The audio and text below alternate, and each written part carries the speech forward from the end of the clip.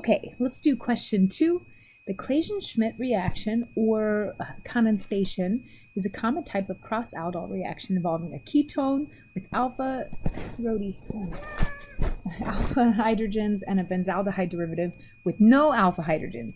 Real quick, reaction versus condensation. Remember, every time you see condensation, think losing water. And one way I always remember condensation, losing water, like think of like the condensation on the outside of a glass. It's like deals with water. I don't know if that helps anyone, but anyway, for this reaction, it's saying that the cross aldols involves a ketone with alpha hydrogens and a benzaldehyde derivative with no alpha hydrogens. It says explore this example below. Question 2 is pretty involved, so we're going to go through the whole thing. This, it says para-nitrobenzaldehyde is provided below and acetone. So let's look at this. It says to give us the major addition product, lose water, and then give the major condensation product. So let's look at this. We know we have catalytic base. We know that where are the protons that we could deprotonate and make an enolate? It said in the description of the question that the benzaldehyde has no alpha hydrogen atoms, and that's true. It's bound to a benzene ring, and then this is an aldehyde. We can't deprotonate that. The only alpha hydrogens we have are here on the ketone. And so what we're going to do, we know, I actually don't, you might not be able to dive into this and just draw the product. So if I were you, I would draw this out on my piece of paper, and I would say, okay, well, maybe I've got OH minus or something like that, some kind of a base. I'm going to draw my enolate, and I would just doodle over the top of this, you know, and get yourself oriented with this. I have my enolate. I'm going to push this down. I know it's nucleophilic here, right? We know this is nucleophilic. And so what I'm going to do to finish my arrows is I'm going to use this. I'm going to attack my aldehyde, and I'm going to push that up. This is going to help me draw the major addition product. I always like to count my carbons. And so here, maybe we'll just, well, actually, it doesn't matter how you count them, as long as you make sure that you have the right connectivity. I'm going to go 1, 2, 3. 3 is going to be bound to 4. I like the carbon that attacked and the carbon we are attacking to be in sequence so that it's easier to get them right. So even just with this in general, you can now draw the structure out. Keep one of the molecules the same when you redraw something from a mechanism like this. So here, I'm just going to keep my nitrobenzene positioned exactly like the key, or the starting material here. And then I'm going to have it bound to carbon 4. Carbon 4 has an O minus, right? We'll fix this in just a minute. Has an O minus, and it's bound to carbon 3. Carbon 3 is bound to carbon 2. Carbon 2 has a carbonyl because we push those electrons down, and then carbon 2 is bound to carbon 1. Does that make sense? Now, we know that we're going to do a workup. Anytime you're drawing a major product, we're going to go ahead and protonate this OH group here. And so here, this is our major addition product. Now we're going to lose water, right? Remember the mechanism? We still have alpha protons here. On this ketone, we're going to deprotonate and kick out that OH group. We're not asked to draw the mechanism. We're just asked to show the product, but I'm kind of, hopefully I'm highlighting that a lot of these, I don't know if you think this, you might think, oh, I should be able to just draw it right away. I always like to draw the mechanism to make sure I'm adding things correctly. So on your paper, you might doodle something like this, you know, to help you figure out the answers to these two. Okay, so now we have our two products. Now we're going to move on to the next one. And it does say, yeah, it says under here, these are worth 4 points, so it's 2 points each. Then it says, provide a complete electron pushing mechanism for the formation of a nucleophile in the presence of hydroxide of a nucleophile. Clearly show all lone pairs, formal charges, and the importance of resonance structures of the nucleophile that indicate the atoms are nucleophilic. This question actually doesn't say which nucleophile. So if I wrote this question, you could draw a lot of different things, and I would accept them. We're going to assume that they're talking about question 2, even though it doesn't say which one. So in question 2, we did make a nucleophile like I showed above. We had our acetone. We reacted it with a base. We don't know what base. You can, if you were to use OH minus on my exam, that would have been fine. I would have specified the base, but you can just write base. Yeah, okay, the key just has base. That's kind of typical if they don't specify. Here we have our alpha CH bond. Remember, alpha to the carbonyl. We know that this has a pK of around 20 and can indeed be deprotonated by a strong base. I'm going to deprotonate this. Let me use red. Red. I'm going to take that proton. We know that an enolate is something that we can form. This enolate is, in fact, our nucleophile. And here we are. It says, and the important resonance structures of the nucleophile. In my opinion, this is the most important resonance structure that indicate which atoms are nucleophilic. And the key is showing this.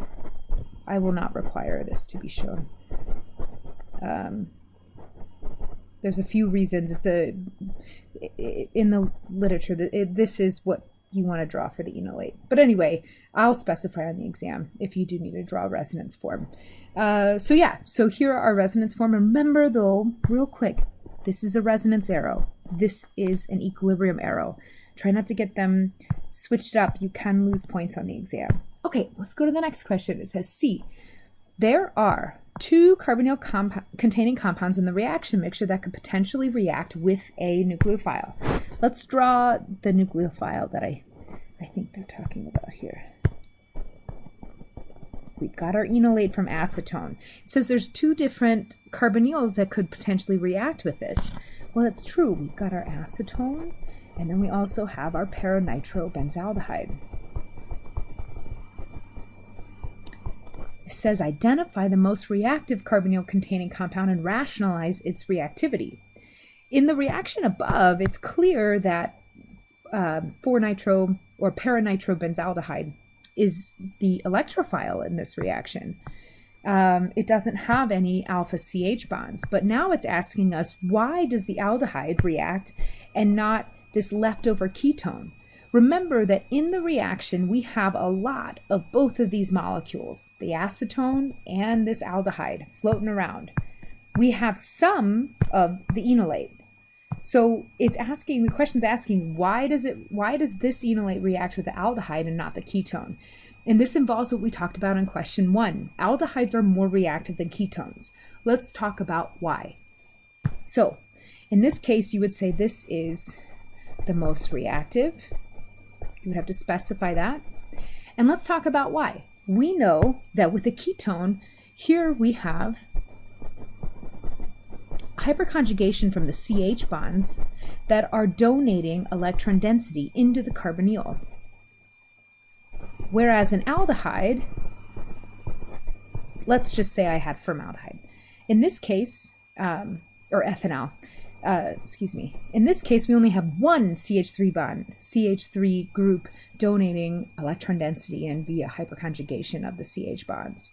And in this case, we know that the resonance form we're looking at for a carbonyl containing compound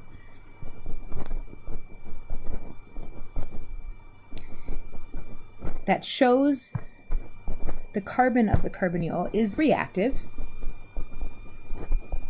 is this resonance structure. So let's look at this. If there's a carbocation here on this carbon, if both R groups are CH3 groups or alkyl groups are going to donate electron density in, that means this would be less positive, right?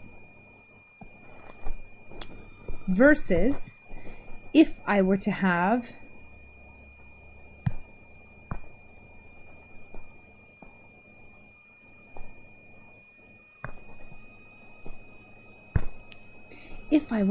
an aldehyde,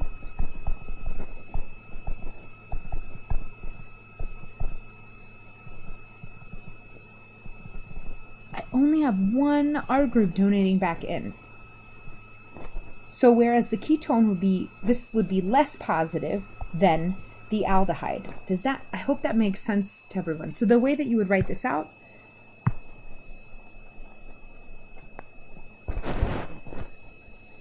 is you would say something along the lines of ketones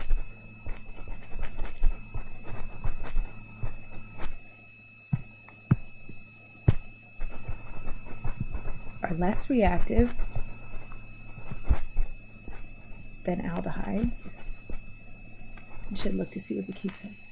Ketones are more stable than aldehydes due to 2. That's fine. Ketones are less reactive than aldehydes.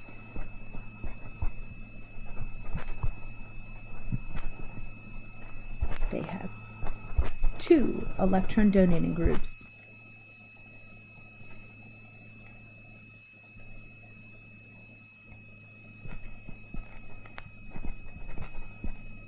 Connected at the carbon of the carbonyl. Something like this.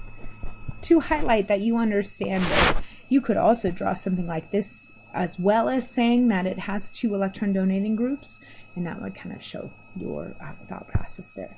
Hopefully that helps with that one. All right, electron pushing mechanisms. I love mechanisms. Let's do this. The next one here says provide a complete electron pushing mechanism for the production of the addition and condensation products in the reaction.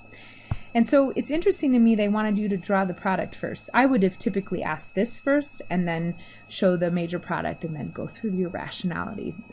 Make sure that your mechanism is consistent with a reaction which is under thermodynamic control. Thermodynamic control is important because this is helping us look at the formation of the condensation product, which is good too. Let's look at this. So for the first step, we know that we have acetone. We know we have a base. Okay. We've already drawn part of this mechanism, but it's worthwhile to do again. We're going to make our enolate. Bam, we have our enolate. Now we're going to add our aldehyde.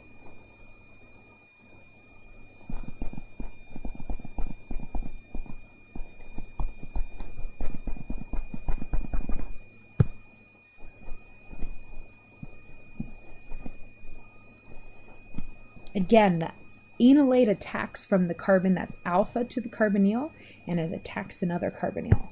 Here we go. Technically, this is reversible.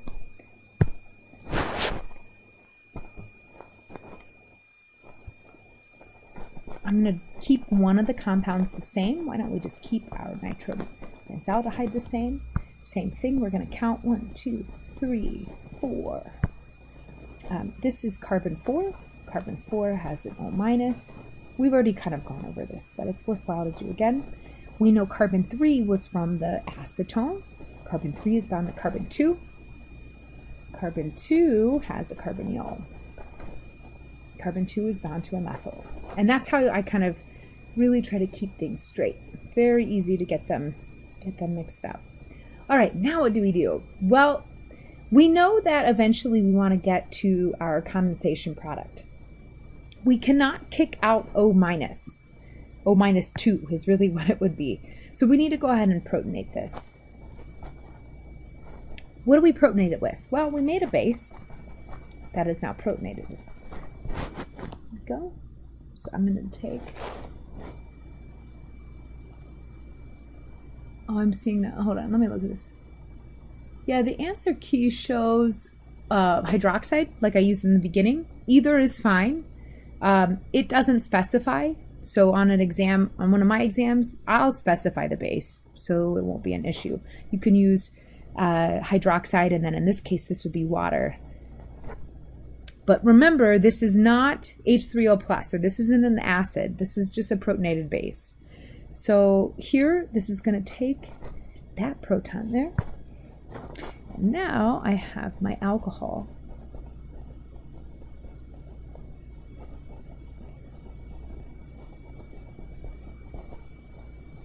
Okay, now what's next? Well, we still have alpha CH bonds.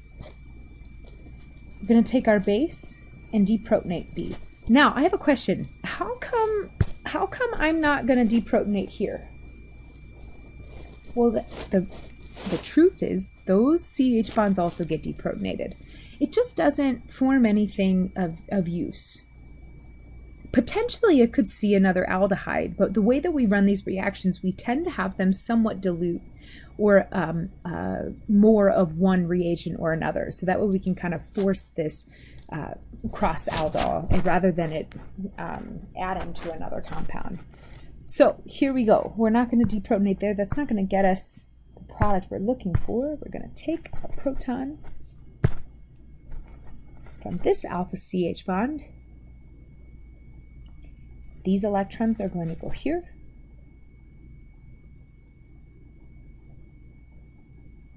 You can show the resonance here. I think it's worthwhile too.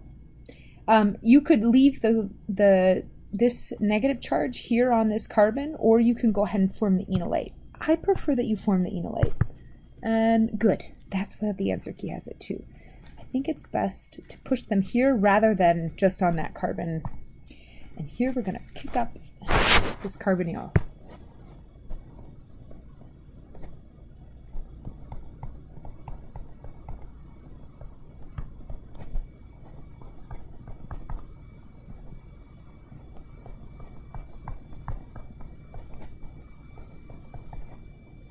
Now we're going to use this enolate, push this down, push this over, and kick out our OH minus as a leaving group.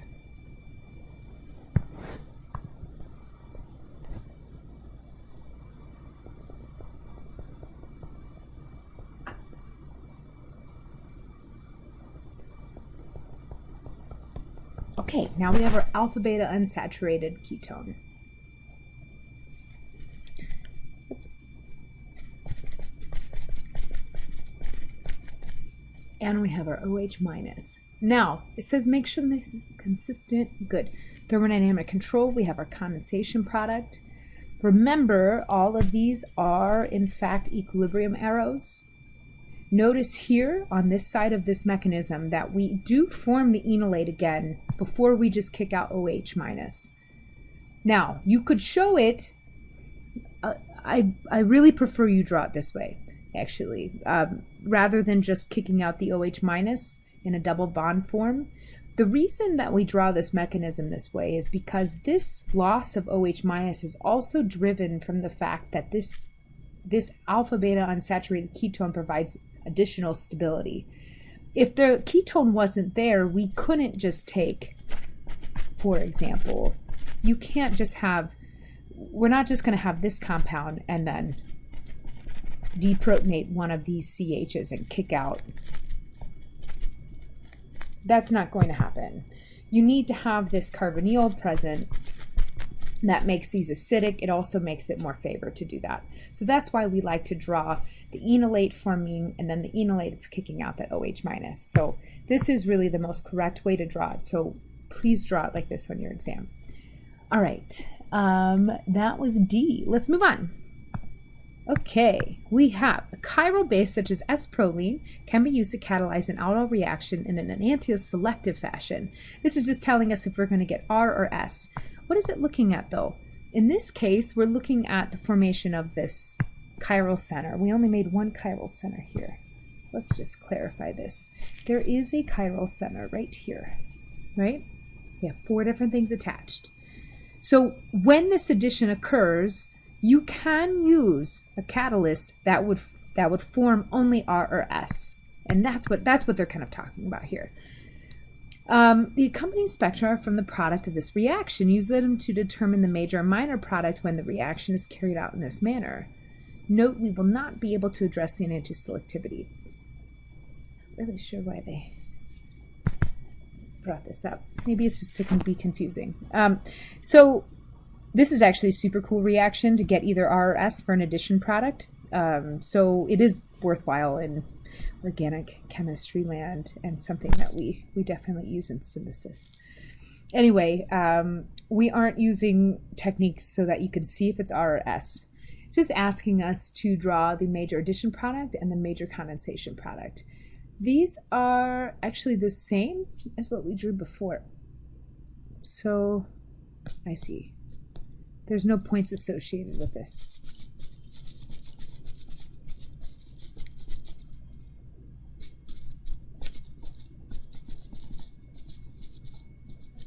I think here you would want to label that that you know where the chiral center is at.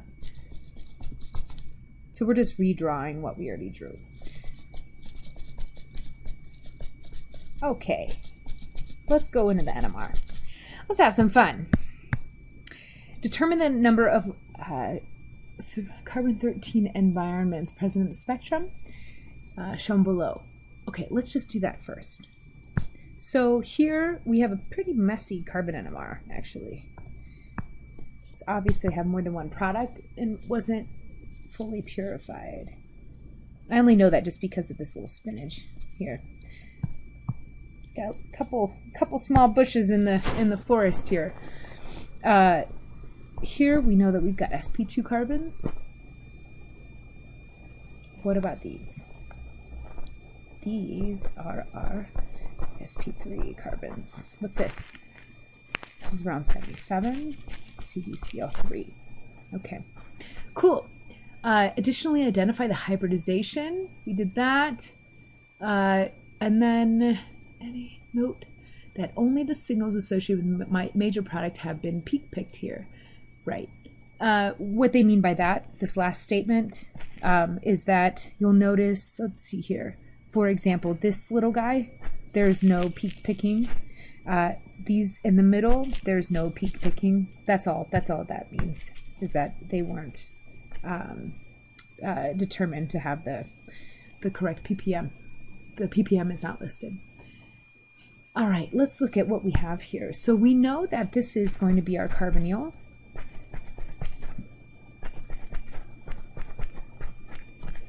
So we have our carbonyl here. These two carbons are in the aromatic region. We know we have two carbons on this compound that don't have any groups on them. So these are most likely these groups, the carbons without any hydrogens on them. There's only one of each of them, okay? And then these two are likely from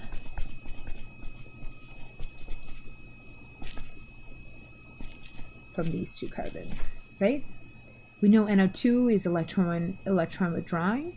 So if I were to maybe say this one would be here, and then this one would be here. Which product seems more likely based on the carbon NMR? Well, let's look at this. We're looking at a carbon with 3 sp3 hybridized CH or carbon groups. And when I look at these two products, it seems to me like this one would have more sp2, right? It would only have one sp3.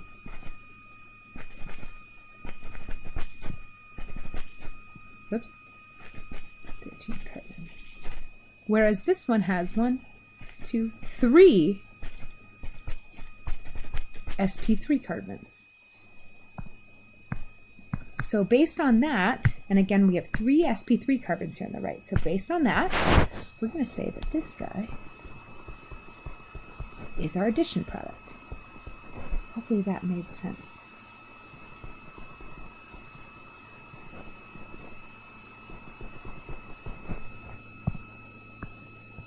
Using your chemical knowledge of the Claisen-Schmidt reaction, identify the major and minor product of the reaction based upon the authentic proton NMR spectrum of the product mixture provided on the next page. For the major product, assign each of the labeled 1H NMR signals to the corresponding. Okay, determine the major product to minor ratio. Okay, we'll get to G in a second. Let's look at this NMR.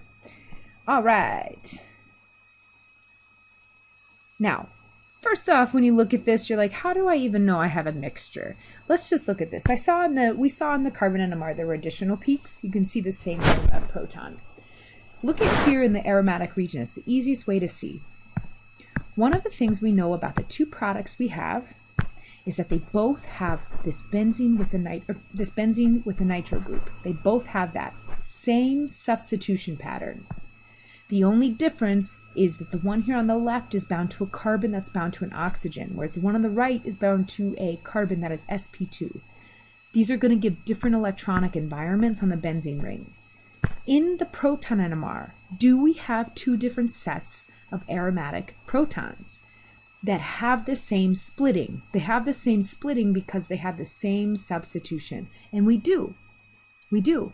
So A and B are of the aromatic region. This makes sense that you would have a benzene ring with substitution on the 1 and 4 position. That means we get 2 sets of protons. Let's put our nitro group in. This is going to help us determine which protons are which. If the nitro group is here and we know that this is a carbon, we know that A is closest to the nitro group. Electron withdrawing, closest to the nitro group. That would mean these are B.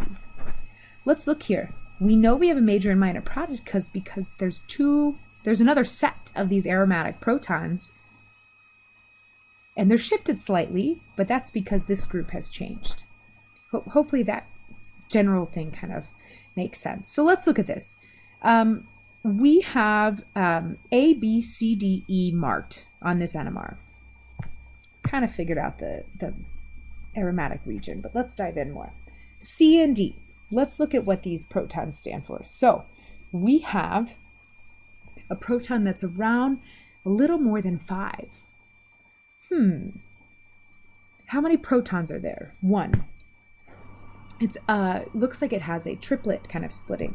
So it's a triplet, it's a CH of 1. That must mean, right, it's beside some kind of a CH2 group. So it should have 2 neighbors, okay?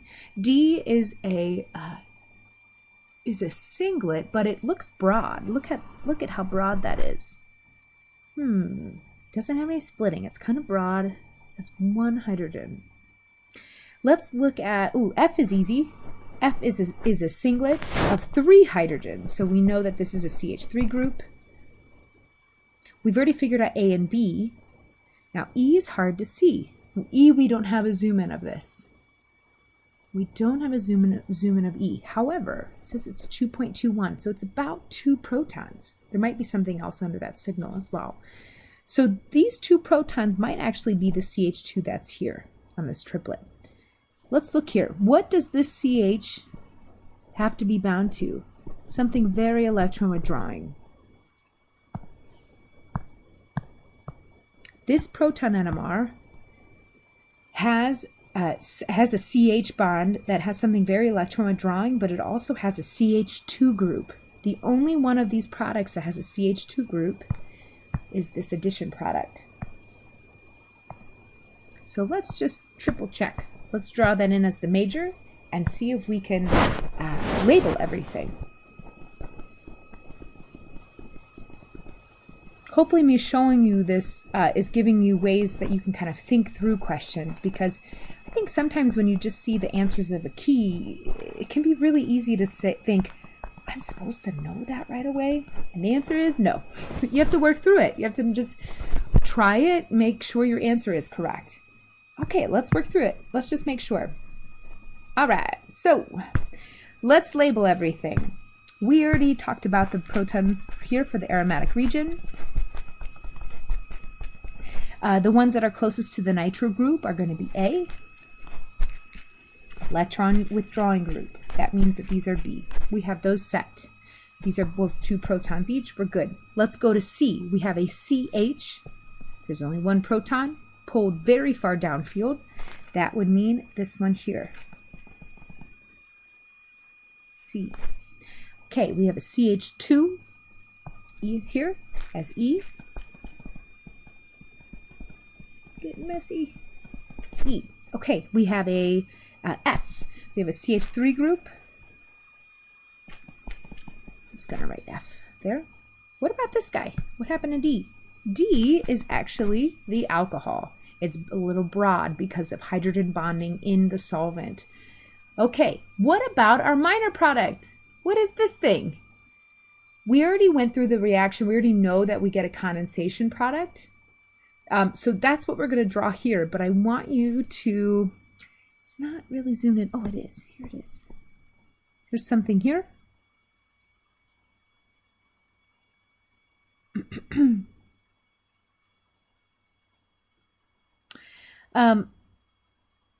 For this, having the other information is very helpful when we don't have everything else zoomed in. I would like to see what also is under here. And then it would be nice, yeah, this is solvent. So this is actually a little residual CHCl3.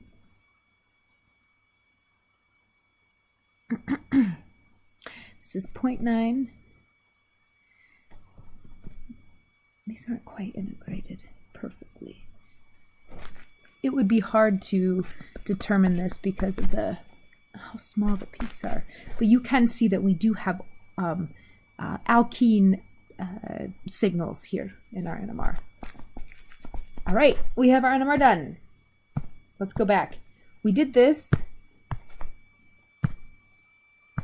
Getting kind of verbose. Sorry about this. Hopefully this is helping someone. Determine the major product to minor product ratio where the relative amount of minor product is set to 1. Oh, I love this question. We do this stuff all the time in lab because you might get a mixture of products and you need to tell your boss, like, how did the reaction go? There's no calibrant that's used in this, so this is just a relative ratio, but we can still determine this. I'm going to erase some of this. How do we know this? Well, we know based on how we've determined what our major and minor product are, but we want to look at similar or proton signals, okay, in the NMR. And these are going to be able to be used to give a relative ratio. In this case, I think the clearest one I see that are very similar, have the same number of protons associated with each signal, would be the ones for B. They're separated here.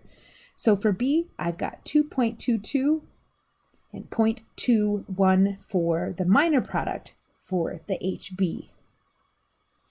I'm going to compare these two because I know they represent 2 protons each.